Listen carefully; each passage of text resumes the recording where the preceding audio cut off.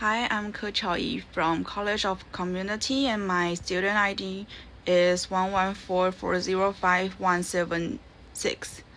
And today I'm going to present a comparative analysis of the quantitative easing in the United States and Japan. Let's start with the first question, comparing the QE trajectories.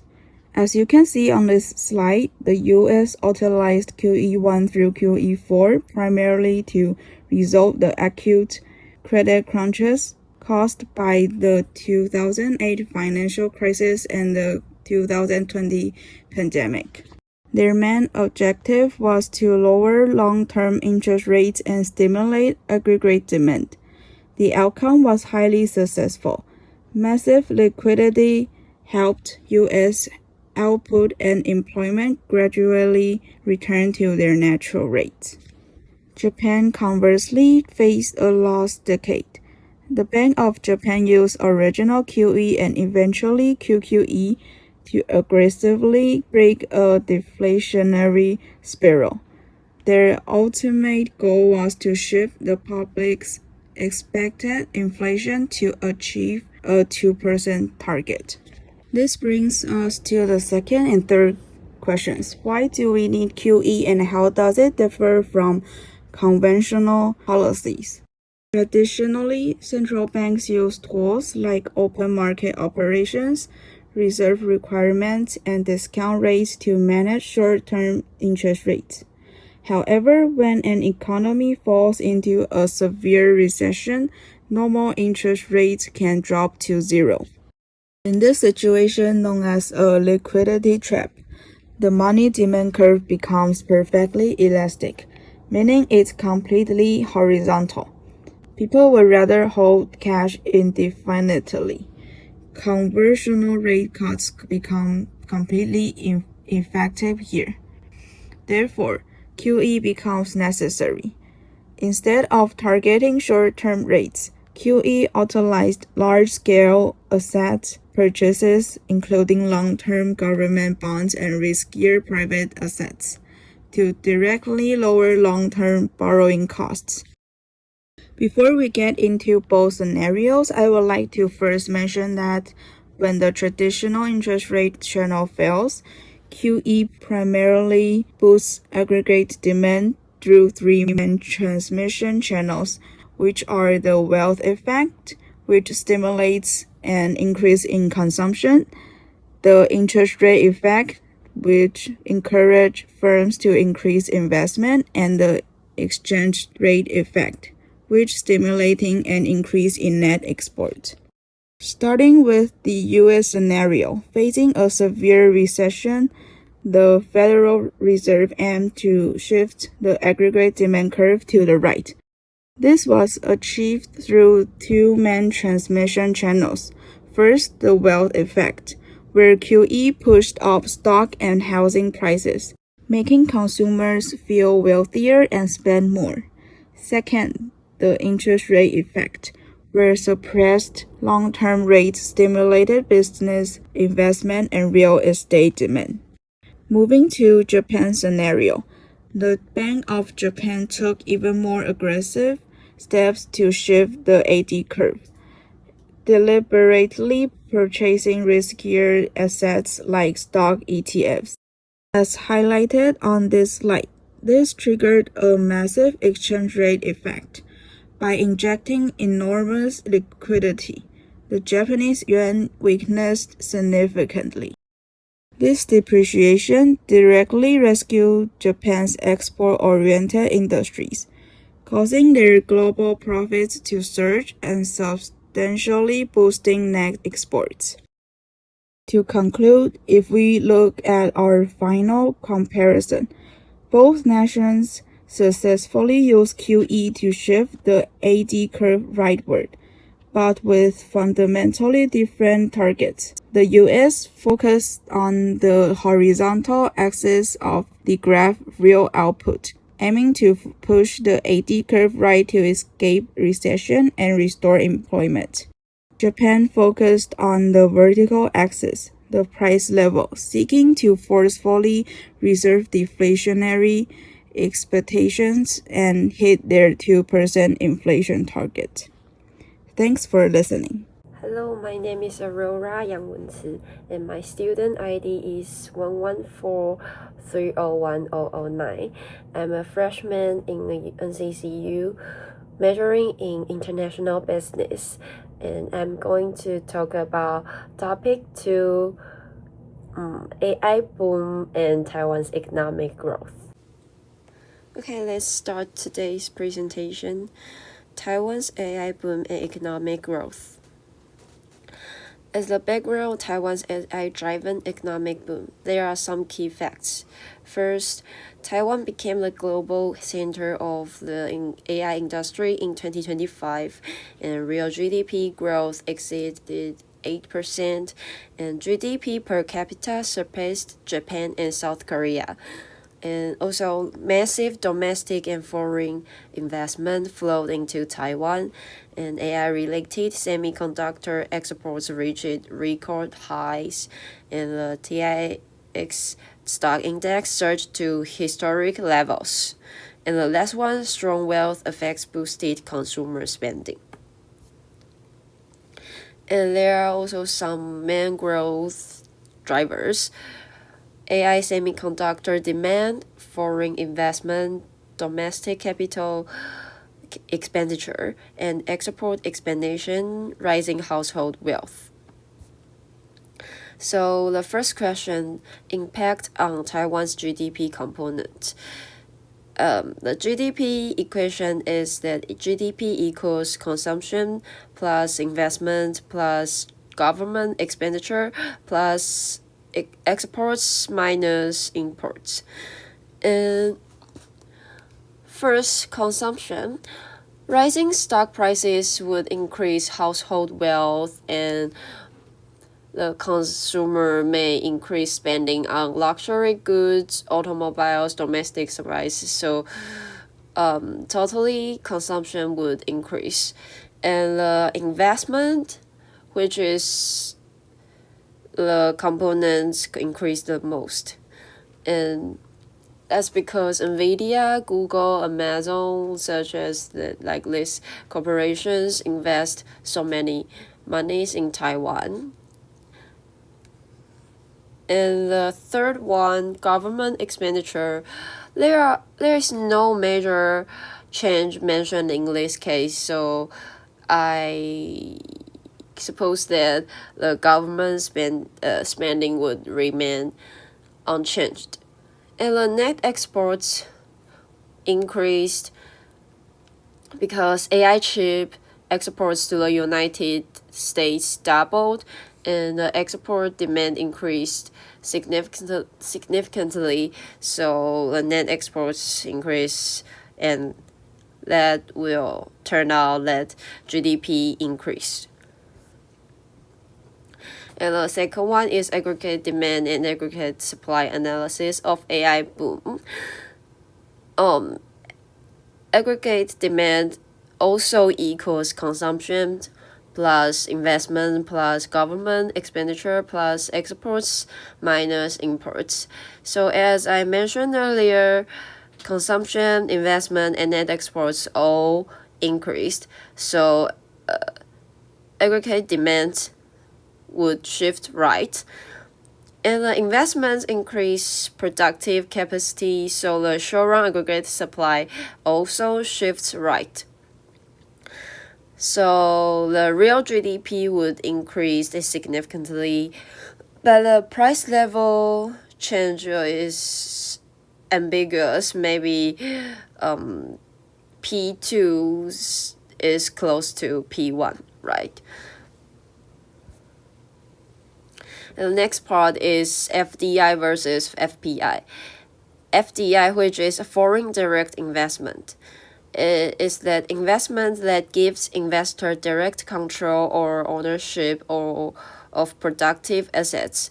It's usually long-term investment, and it will create jobs and production capacity. And the other one, FPI, foreign portfolio investment, which is the investment in financial assets without managerial control, and it's like a financial investment. It's more liquid and short term. And how capital inflows affect the new Taiwan dollar? First step, foreign investors want to invest in Taiwan.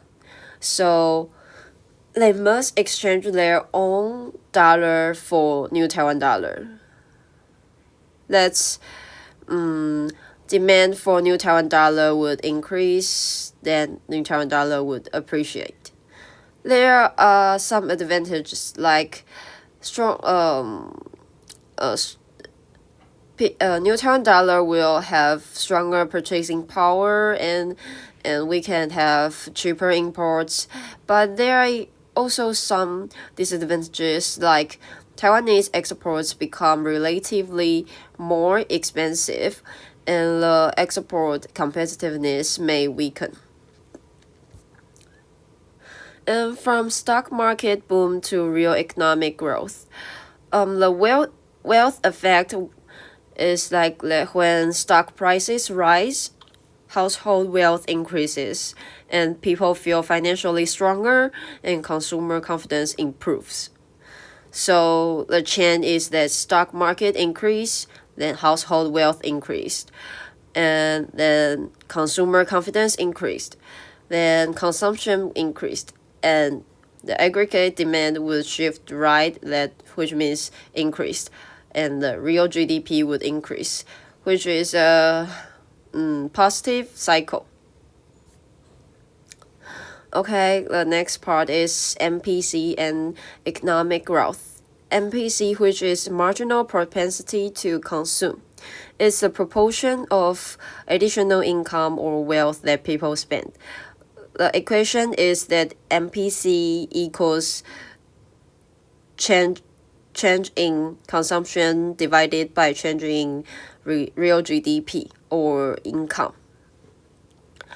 And the multiplier effect is can make higher consumption create more business revenue, more hiring, more production, more income, and this transforms financial gains into real economic growth. And the multiplier equals 1 divided by 1 minus MPC.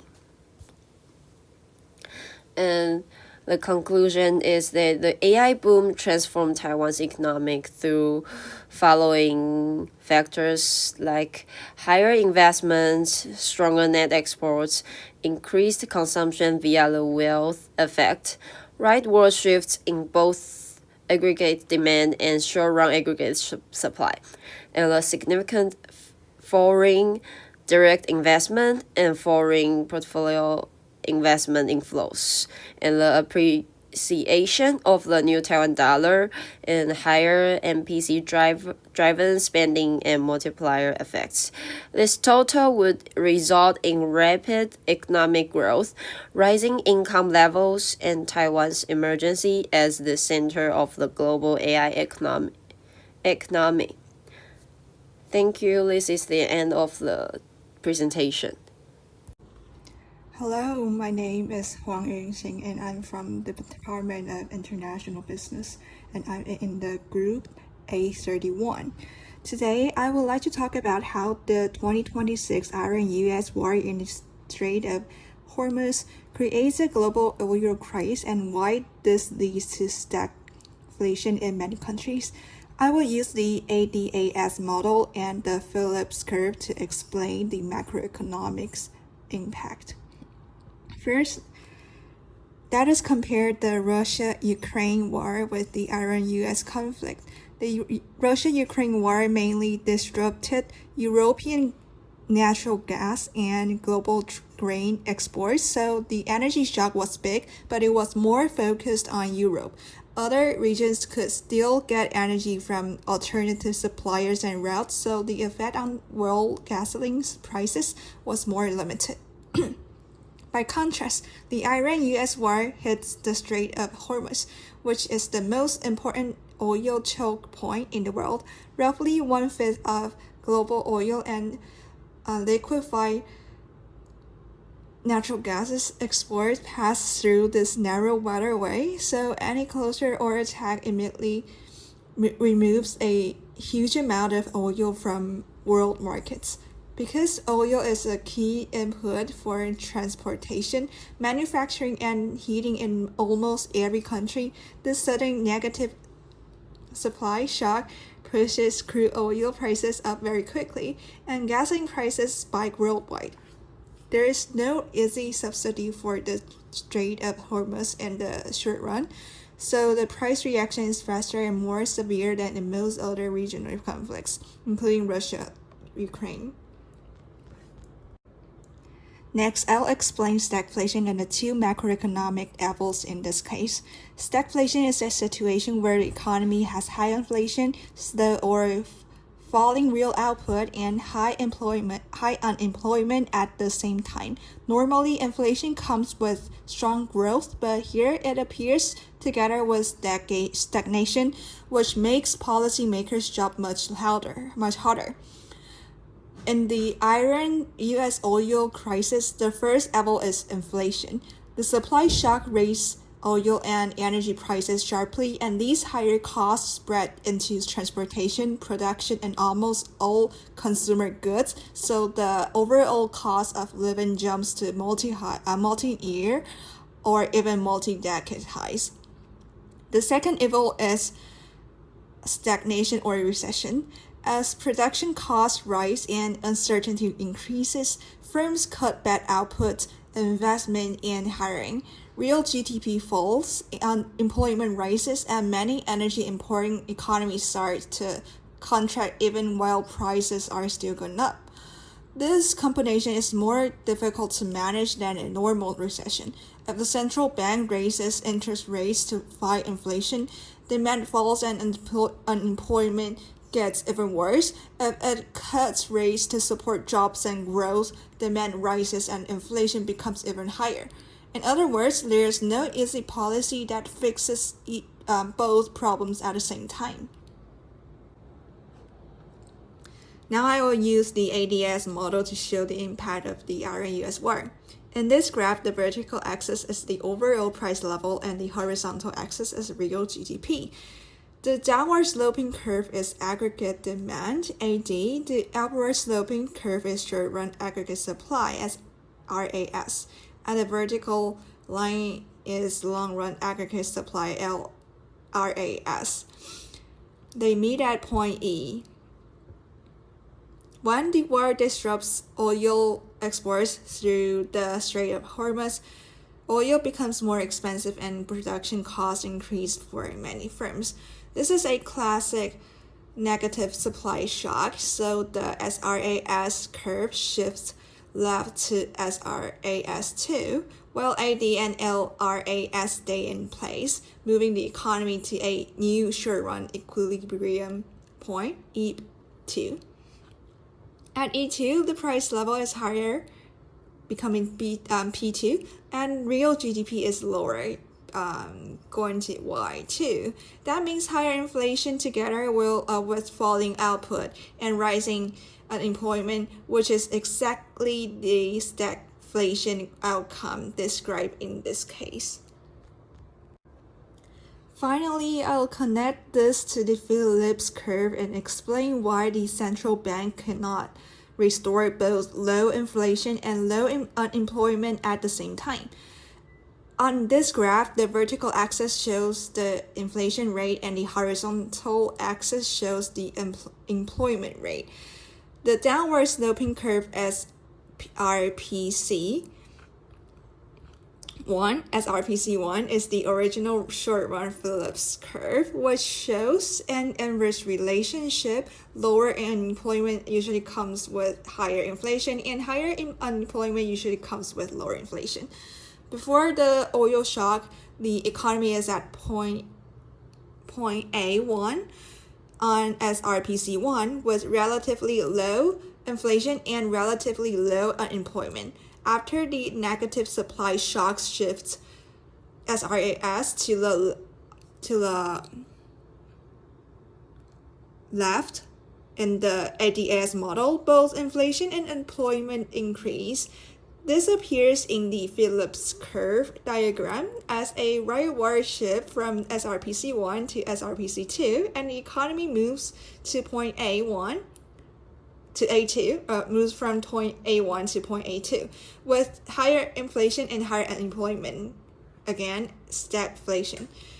If the central bank now raises interest rates aggressively to reduce inflation, the economy slides down along SRPC2. Inflation comes down, but the employment rises ever more. If the bank cuts rates to reduce unemployment, the economy moves in the opposite direction along SRPC2. Unemployment falls, but inflation becomes even higher. So it's using only standard monetary policy, the authorities cannot return to the original combination of low inflation and the low employment at point A1. At point A1, they must accept a trade-off, like either tolerate higher inflation for a while or tolerate higher unemployment. That's why stagflation is considered one of the most difficult macroeconomic problems to manage.